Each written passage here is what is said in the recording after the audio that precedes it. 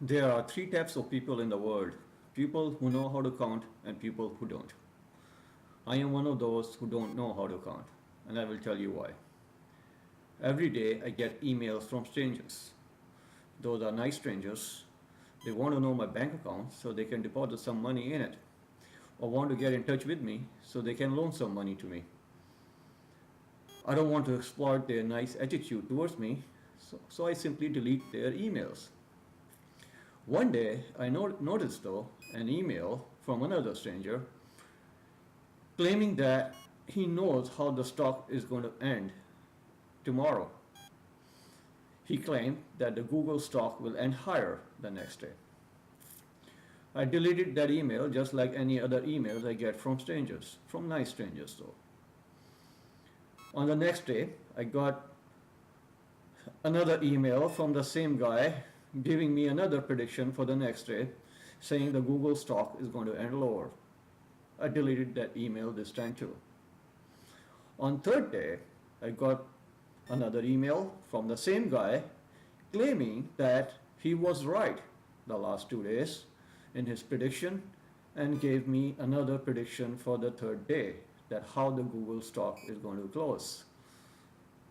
I checked Yahoo Finance and sure enough, he was right in his prediction. So I developed an interest.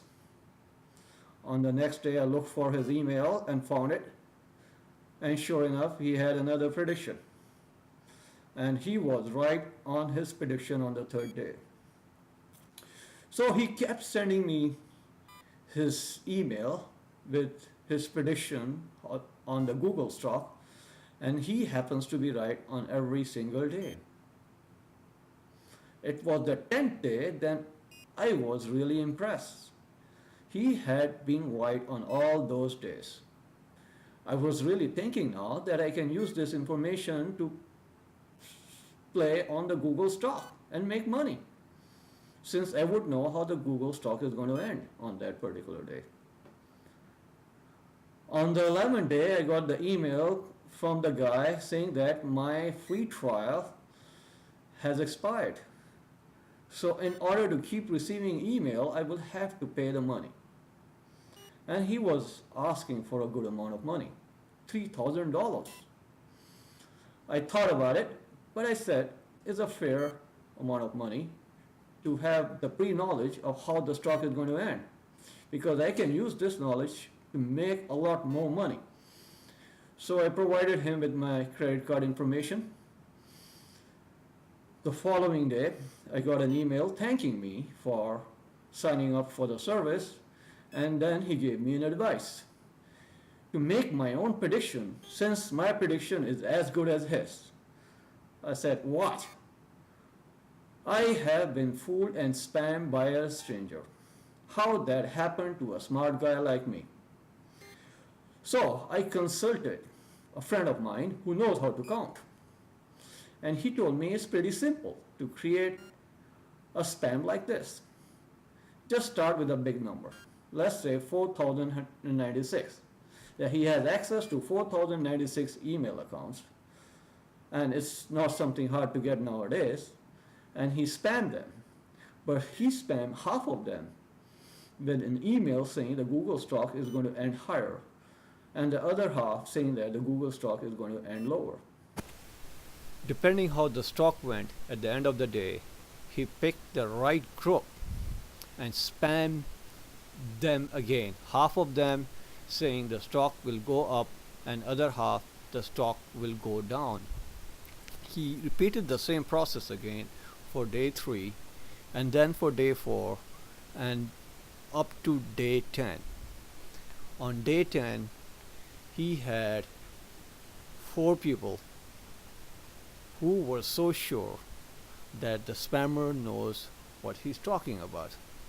They were simply fooled by chance of a big number.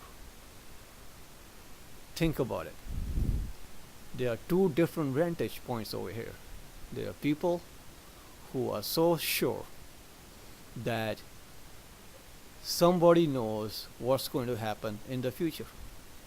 They believe in this fallacy with a very high confidence level. And there is a spammer who knows nothing about the future. He's just following a simple process. He is just blind from any knowledge. But following the simple process, he is guaranteed to have some folks who will become a believer on that fallacy. I like to switch my gear a little bit over here. Nature plays the same trick on us.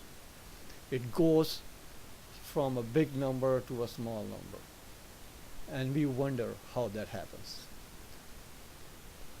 Even our birth, which is so miraculous, it needs only one sperm to fertilize an egg, but millions and millions of sperms are produced. We are truly one in a million. Soon after the Big Bang that resulted in our universe, huge amount of elementary particles, quarks and leptons, were created based on a simple formula of E equals to mc square. Out of this whole zoo of particles that we see in the nature, only few of them were able to make a stable atom. The first few atoms were of hydrogen, helium, and lithium that resulted in the first generation of the sun. At the end of the life of the sun, that ended with a huge explosion, the amount of energy it released produced more elements that we see in our periodic table. Those elements later on created more complex compound that eventually resulted into a single cellular life. As time went by, single cellular life, only few of them turned into a more complex multicellular organism that eventually evolved into human beings like me and you. This is a wonderful story.